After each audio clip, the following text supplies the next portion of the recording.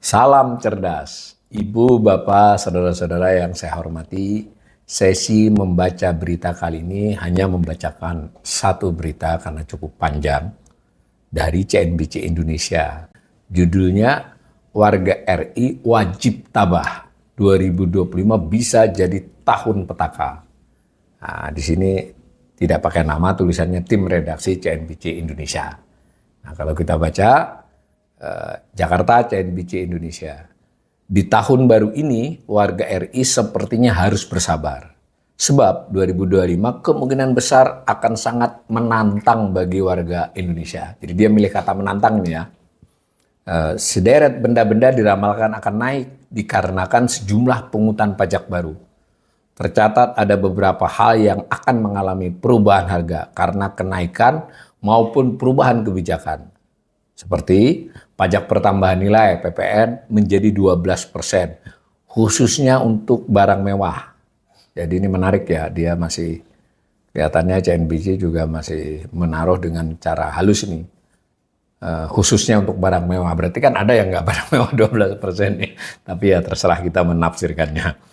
Kemudian disebut juga penambahan objek cukai minuman berpemanis dalam kemasan, singkatannya MBDK. Di objek cukai minuman berpemanis dalam kemasan MBDK. Ini penting nih buat warga, kan hampir sudah jadi gaya hidup ya. Orang pada minum minuman kemasan ya, mau kemasan plastik, mau botol, mau apapun.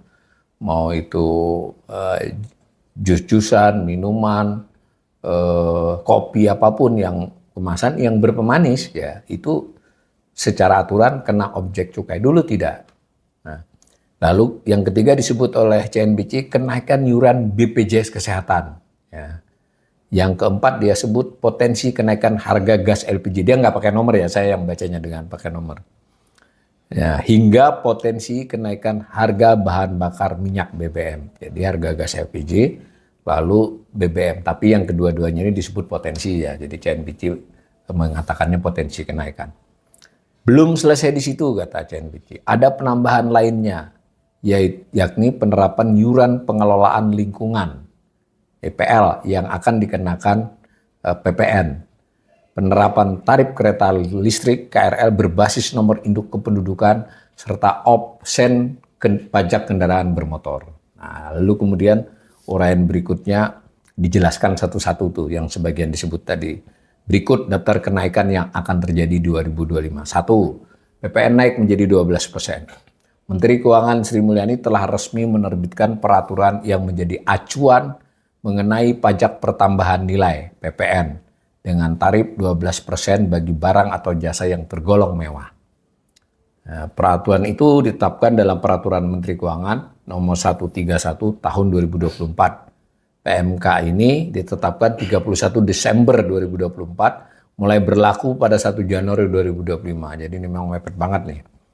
Nah, seperti kita sudah ketahui ya, isu soal naik 12% ini tarik ulur, mulai dari rencananya seluruhnya naik, kemudian ada multi tarif, bahwa nanti ada yang naik, ada yang tidak, ujungnya lagi enggak, akhirnya hanya barang mewah yang naik. Barang mewah itu yang dimaksud apa? Dirujuklah peraturan Menteri tahun 2023 tentang PPN barang mewah. PPN di sini bukan pajak pertambahan nilai ya, tapi pajak penjualan barang mewah. Yang kena PPNBM itu kena 2 kali jadinya, PPN dan PPNBM ya, pajak penjualannya. Itu kalau PPNBM-nya bisa 20, 50, 100% ya. Yang tambah 11% PPN ini jadi 12%. Dikutip dari bagian menimbang PMK. Jadi CNBC mengutip dari bagian menimbang kata-kata bahwa guna mewujudkan aspek keadilan masyarakat perlu diterbitkan kebijakan dalam penerapan pajak pertambahan nilai. Nah, disebutkan skema pengenaan tarif PPN 12% dalam peraturan ini terbagi 2. Pertama ialah menggunakan dasar pengenaan pajak atau DPP ya, dasar pengenaan pajak DPP ya, berupa harga jual atau nilai impor. Sedangkan yang kedua DPP berupa nilai lain. Ya, dijelaskanlah intinya disiasati ya. Untuk skema pertama dikhususkan atas impor barang kena pajak dan atau penyerahan barang kena pajak BKP di dalam daerah pabean atau pengusaha yang terutang PPN, PPN yang terutang dihitung dengan cara mengalihkan tarif 12% dengan DPP berupa harga jual atau nilai impor. Jadi nggak ada ini lagi ya. Nah, adapun BKP dengan DPP berupa harga jual atau nilai impor itu merupakan BKP yang tergolong mewah berupa kendaraan bermotor, selain kendaraan bermotor yang dikenai pajak penjualan atas barang mewah sesuai dengan ketentuan peraturan perundang-undangan di bidang perpajakan. Jadi yang barang mewah 12%, tetap 12%, nggak ada pengecualiannya. Nah, sementara itu untuk BKP yang tidak tergolong barang mewah, skemanya PPN-nya tarifnya tetap 12%, tapi dasar perhitungannya DPP tadi dibuat 11/12. Ini dimaksud sebenarnya untuk mensiasati tidak melanggar Undang-Undang HPP. Sebagaimana diketahui Undang-Undang HPP itu kan menetapkan 2025, 1 Januari ini harus naik 12%. Jadi 12%-nya tidak naik, tapi DPP-nya yang di 11/12 kan dapatnya kan 11. Ini juga sudah menimbulkan perdebatan ya. Bagaimana bisa menghitung dengan cara rumit begini. Nah, penting dicatat. Dalam pasal 5 peraturan ini disebutkan bahwa pengusaha kena pajak yang melakukan penyerahan BKP kepada pembeli dengan karakteristik konsumen akhir akan berlaku 2 ketentuan. Ketentuan pertama 1 Januari sampai dengan 31 Januari. Tetap 12% ya. Dengan cara mengalihkan 12% dengan DPP berupa nilai lain 11/12 dari harga. Ketentuan kedua 1 Februari dan seterusnya ya. Intinya ini saya ekonom saja membaca kadang harus lihat peraturannya, lihat contohnya ya. Tetapi itulah intinya ada kenaikan PPN 12% untuk barang mewah. Yang kedua disebut oleh CNBC adalah penambahan objek cukai minuman berpemanis dalam kemasan. Jadi pengenaan cukai atas barang itu dikenakan mulai 2025. Nah, rencananya objek MBDK akan dikenakan cukai pada 2025, tapi saya tidak tahu, ini kayaknya peraturannya belum keluar. Kebijakan ekstensifikasi cukai ini terbatas ya. Alasannya untuk menjaga kesehatan masyarakat, tapi diharapkan juga menghasilkan pendapatan buat negara. Nah, pemerintah ini di APBN itu menargetkan 244,2 triliun cukai. Nah, biasanya cukai hanya 3 tuh, cukai terhadap tembakau, produk tembakau, kemudian etil alkohol dan beralkohol ya, minuman beralkohol. Di 3. Sebenarnya sebelumnya sudah ada isu soal plastik ya, tapi namanya tidak ditindaklanjuti. Yang ditindaklanjuti adalah MBDK ini, berpemanis ini ya, minuman berpemanis. Jadi prinsip teoritisnya cukai itu beda dengan pajak. Cukai itu dimaksudkan untuk mengendalikan konsumsi dari barang yang kena cukai, membatasi.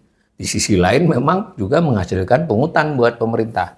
Nah, di RUU pasal 4 ayat 6 di APBN yang baru ya, APBN 2025, itu cukai meliputi A. hasil tembakau, 2. minuman yang mengandung etil alkohol, 3. etil alkohol atau etanol, D. minuman berpemanis dalam kemasan. Jadi 4 baru. Kemungkinan tahun depan bisa bertambah tuh dengan plastik. Nah, kira-kira begitu. Nah, malah ditulis nih oleh CNBC benar nih, munculnya barang kena cukai baru yaitu minuman berpemanis dalam kemasan di luar dugaan. Mengingat pemerintah sebelumnya lebih gencar mewacanakan akan menggunakan cukai pada plastik. Ketentuan cukai plastik bahkan sudah dimuat dalam APBN, tapi nggak jadi dijalanin. Ini juga bisa nih, ini kan ditentukan nih di APBN. Tapi kan karena belum ada peraturan turunannya, dia belum dilaksanakan 1 Januari ini. Kita lihat saja nanti. Nah, dijelaskan nih oleh CNBC ini dimaksudkan untuk mengendalikan konsumsi gula dan atau pemanis yang berlebihan, serta untuk mendorong industri untuk mereformulasi produk MBDK yang rendah gula. Jadi diharapkannya produk-produk minuman itu mulai memikirkan yang rendah gula ya. Nah, cukai sebagai instrumen fiskal ini jadi strategis sebagai penghimpunan penerimaan negara, revenue collector ditulis di sini.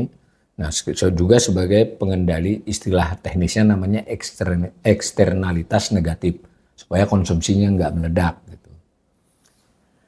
Nah, oleh karena itu, dalam setiap perumusan kebijakan tarif cukai, pemerintah perlu memperhatikan aspek-aspek yang dikenai 4 pilar kebijakan. Ini tulisannya CNBC ya, tapi dia juga mengutip dokumen-dokumen pemerintah ini.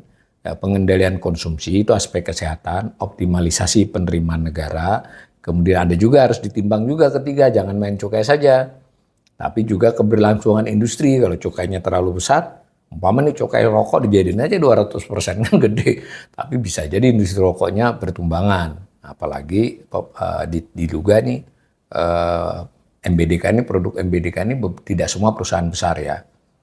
Dan juga diperhitungkan peredaran rokok ilegal. Saya komentari ya.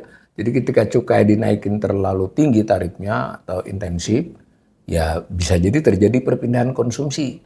Yang sudah terdeteksi adalah perpindahan dari rokok yang lebih mahal ke rokok yang lebih murah. Yang sudah dirasakan, tetapi pemerintah tentu belum punya datanya. Pindahnya dari rokok yang bercukai dengan tidak bercukai. Jadi rokok. Dan apakah rokok tidak bercukai beredar luas? Ya tentu nggak ada datanya dari sisi pemerintah. Tapi buat orang-orang yang melakukan riset, pengamatan sepintas itu sudah sadar bahwa penjual rokok tidak kena cukai ini, bukan tidak kena ya, menghindari cukai ini sedang marak di Indonesia akibat cukai yang tinggi, harga rokok yang tinggi. Karena itu pemerintah hati-hati menaikkan cukai rokok. Nah gitu ya. Nah yang ketiga yang ditulis oleh CNBC naik, iuran BPJS Kesehatan berpotensi naik. Jadi agak sedikit direvisi yang di atas tadi. Di sana tadi kan iuran BPJS Kesehatan naik. Di penjelasannya ini berpotensi naik, emang belum naik. Nah, iuran BPJS dikabarkan akan naik, sebagaimana dikatakan Direktur Utama BPJS Kesehatan Ali Gufron Mukti. Ini dia kutip. Nah, Ali Gufron Mukti memberikan sinyal kenaikan besaran iuran itu hanya untuk kelas 1 dan 2. Sinyal. Jadi saya baca juga pada waktu itu beberapa bulan yang lalu. Ya, ini tafsirannya jurnalis CNBC ya. Yang jelas pada waktu itu kalau saya bacanya, ya itu kan bukan wewenang BPJS naikin. Naikin kan wewenangnya pemerintah, Menteri Kesehatan, tentu dengan persetujuan DPR. Nah, BPJS itu kan penyelenggaranya saja. Nah, tetapi ini dijelaskan, kenaikan tarif iuran itu ditetapkan menjelang pemberlakuan kelas rawat inap standar KRIS mulai 30 Juni yang diatur dalam Perpres nomor 59 tahun 2024. Jadi kelas mau dihapuskan ya. Kita tidak tahu satu tarif itu berapa ya. Nah, sehingga kita juga nanti melihat mungkin dari sisi kelas 1, kelas 2 dia turun, tapi dari sisi kelas 3 naik. Atau bagaimana, karena pemerintah belakangan ini memang agak sering mengkomunikasikan hal-hal yang belum matang kepada publik. Ketika rame ternyata matangnya tidak persis yang seperti diduga publik. Contohnya PPN tadi. Nah, tapi sementara itu kata CNBC, dia ngutip Pak Gufron, memastikan iuran peserta kelas 3 tidak akan berubah karena peserta tersebut umumnya peserta penerima bantuan iuran. Ini masuk akal ya. Kalau PB itu yang bayar Pemda, apapun pemerintah yang membayarkan pada ASN-nya atau kepada orang miskinnya gitu. Jadi kalau dinaikin berarti juga ngerogoh saku belanja pemerintah di pemerintah dan pemerintah daerah. Nah, sayangnya Pak, menurut CNBC, Gufron belum mengungkapkan kapan tepatnya akan naik. Namun ia memastikan itu diatur dalam peraturan presiden. Intinya gitu ya. Yang keempat, harga BBM berpotensi naik. CNBC mengutip pemerintah berencana memangkas BBM pada tahun 2025 mendatang. Jadi kesimpulan dari redaksi CNBC ini karena BBM subsidinya dipangkas itu berarti BBM akan naik, kan kurang lebih begitu. Nah, terungkap dia mengutipnya itu KEM PPKF. KEM PPKF itu dokumen Kementerian Keuangan yang diserahkan ke DPR pra RAPBN. Draft RAPBN, lalu RAPBN, lalu APBN. Dengan cara dia ngutip di situ soal ada volume konsumsi solar dan pertalite dari sebesar 17,8 juta kiloliter per tahun, itu diharapkan bisa dikurangi, ada simulasi dan seterusnya lah. Sehingga ada efisiensi anggaran 67,1 triliun. Ini caranya redaksi menyimpulkan bahwa dengan demikian ini subsidi berkurang BBM lalu harga akan naik. Tapi nanti kalau Anda mengikuti kanal ini ya perhitungannya memang tidak hanya itu. Karena perhitungan subsidi itu juga terkait dengan harga internasional ya dan macam-macam. Tapi intinya ini masuk akal, dugaannya redaksi ini masuk akal. Yang kelima, potensi kenaikan harga gas LPG. Ini sama ini, caranya melihat bahwa itu berpotensi naik karena subsidi LPG 3 kg hanya mencapai 87,6 triliun. Jadi naik tipis dari asumsi outlook 2024, belum ada informasi terkini. Berarti akan ada indikasi langkah pembatasan penerima. Kalau yang penerima dibatasi berarti yang lainnya akan naik. Nah, semacam itu. Dijelaskan lebih lanjut soal LPG 3 kg ini. Yang keenam, yang dijelaskan oleh CNBC, IPL apartemen akan dikenakan PPN. Ada kabar, ini belum berarti ya, belum, tapi ada kabar katanya kalau iuran pemeliharaan lingkungan pada rumah susun dan apartemen akan dikenakan PPN. Hal itu bermula dari surat Direktorat Jenderal Pajak Kementerian Keuangan Wilayah Jakarta Barat mengenai sosialisasi pengelolaan apartemen. Jadi boleh juga nih jurnalis karena ada informasi sosialisasi tentang adanya EPL, ya ini berarti kan sudah ada siap-siap kenaikan, bukan kenaikan ya, pengenaan baru, pengenaan iuran pemeliharaan lingkungan. Nah, CNBC melihat di surat itu terpantau 19 apartemen yang masuk ke dalam daftar undangan. Untuk sosialisasi, nanti kalau sudah diputuskan mesti kan hampir semua apartemen kena. Dan seterusnya. Kesimpulannya kira-kira akan ada IPL. Nah, dikutip oleh CNBC, penghuni rumah susun dan apartemen keberatan. Ketua Umum Persatuan Perhimpunan Penghuni Rumah Susun Indonesia, Ajit Lauhata, menilai kebijakan itu tidak tepat karena banyak penghuninya merupakan kelas menengah yang saat ini daya belinya terganggu. PPN lu ya, sebelumnya nggak kena PPN, jadi tidak dari 11 ke 12 ini, jadi 12% kan. Nah, kurang lebih begitu. Polemik ini menemui titik terang setelah DPP penghuni rumah susun bertemu dengan pejabat Ditjen Pajak.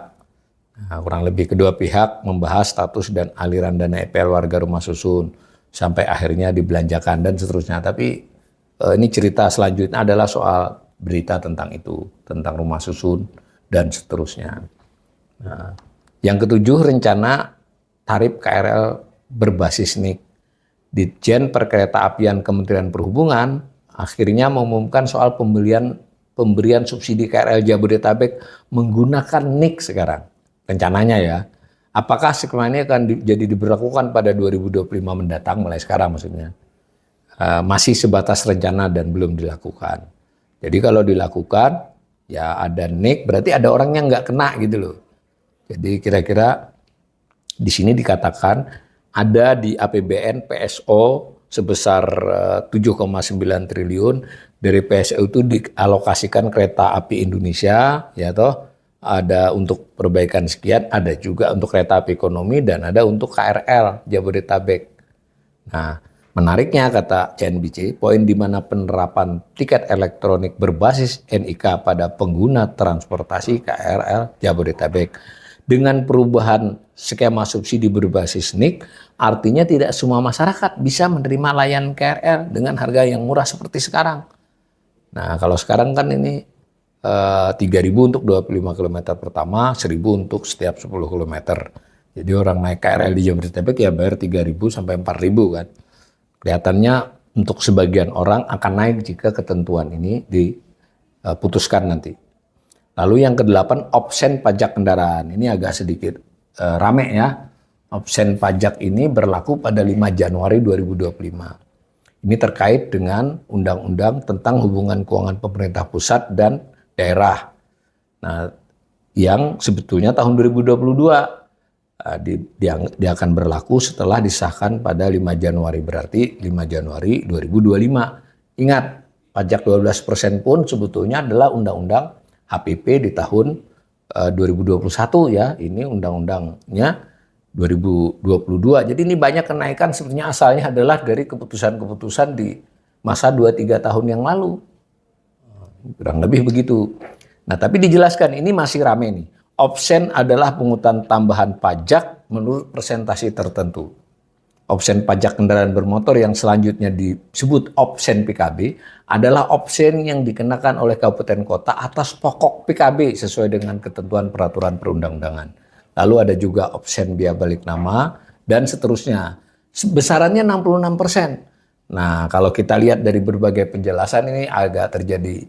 Jadi kalau misalnya Anda biasanya bayar BPKB itu 1 juta, berarti kan 1.660.000 dong, karena naik 66%. Ternyata dari beberapa penjelasan, tarif pajaknya turun dulu, baru kena 66%. Nah, nanti kita selidiki tarif pajak untuk BPKB, BPNKB, dan seterusnya yang menentukan siapa. Memang ada aturan acuannya, pajak daerah, tapi harus ada peraturan daerah dan peraturan gubernurnya. Bagaimana kalau belum ada perda dan pergubnya, berarti kan 66% langsung ditambahkan ke 100 dong. Nah gitu loh. Jadi ini misal kenanya 10%, berarti kan 10% itu 1 juta. Jadi maka kenanya 1.660.000. Tapi kalau 10%-nya turun dulu jadi 5% dan seterusnya perhitungannya, diharapkan si konsumen itu tidak jauh beda. Tapi sampai saat ini masih terjadi simpang siur. Penjelasan dari pemerintah rata-rata begitu. Ada penurunan tarif pajak PKB, tarif pajak biaya balik kendaraan bermotor. Nah, turun dulu, lalu opsen pajaknya terhadap itu tambahan. Karena opsen ini supaya pembagian terhadap daerah itu langsung, maksudnya begitu. Tapi mari kita lihat nanti. CNBC menurut saya tidak salah menurunkan berita ini, bahwa ini bisa jadi menjadi salah satu sumber kenaikan pungutan buat masyarakat. Nah, mudah-mudahan berita CNBC ini tidak berarti membuat kita semua jadi resah ya. Tapi biar semua cepat tahu ada hal-hal begitu, silakan kalau mau menyuarakan kepentingannya, baik atas nama rakyat, atas nama asosiasi apapun, dan kita kawal pemerintah harusnya mengambil kebijakan-kebijakan yang mempertimbangkan seluruh kepentingan. Jangan hanya kesehatan APBN, jangan hanya ini pemerintah butuh pendapatan, nggak bisa nih kalau nggak dapat nanti. Masyarakat juga harus diperhitungkan, karena maksudnya pengelolaan APBN itu adalah untuk sebesar-besarnya kemakmuran rakyat.